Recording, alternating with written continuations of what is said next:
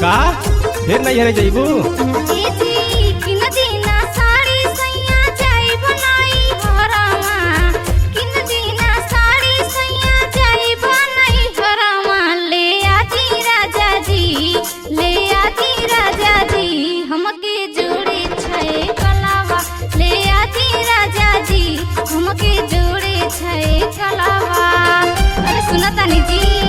हटा दिमाग मत खराब करा।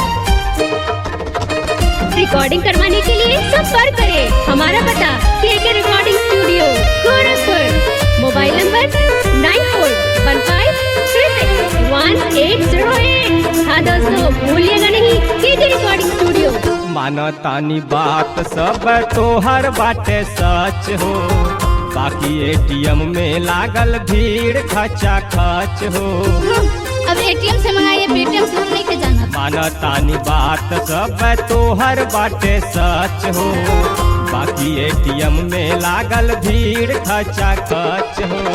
कैसे के तोहरे मन के लालसा पुराई, कैसे के तोहरे मन के लालसा पुरा दी। बतावा ये गोरी, बतावा ये गोरी, कैसे छैकल ले आदि। बतावा ये गोरी, कैसे छैकल ले आई। जाइए दादा, एक छैकल नहीं के खरीदल जात।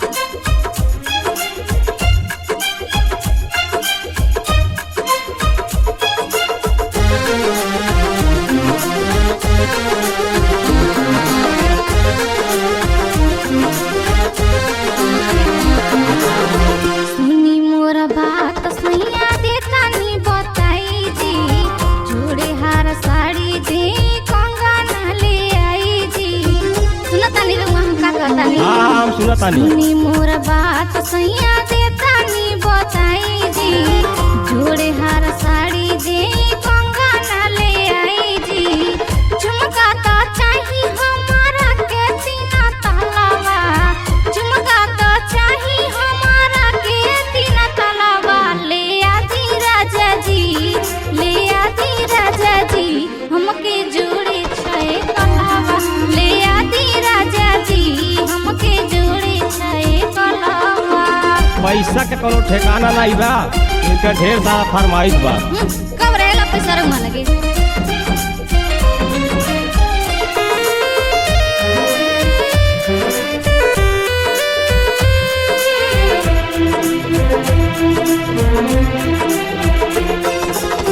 मानी जाए गोरी कुछ करे दा कमाई हो, कुछ दिन रुका सब देव हम लियाई हो।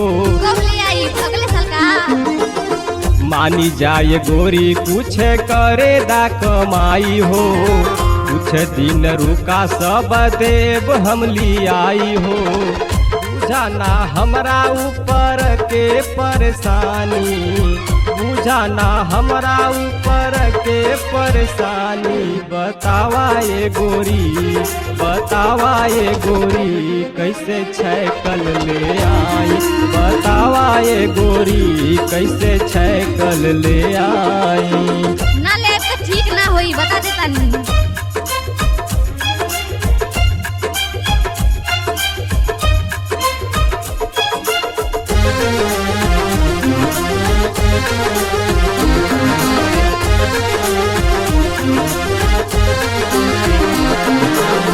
दीदी कुछ रुपया पैसा मोनुआ देवरवा के किन के ले आई दी गोरखपुर शहरवा से। दिल्ली से मंगा ले। अरे दीदी ना, दीदी कुछ रुपया पैसा मोनुआ देवरवा के किन के ले आई दी गोरखपुर शहरवा से। कैसे सजनवा हम मदना के मनाई, कैसे सजनवा हम मदना के मनाई। बताती राजा जी, बताती राजा जी, कैसे नैहर हम जाई। बताती राजा जी, कैसे नैहर हम जाई।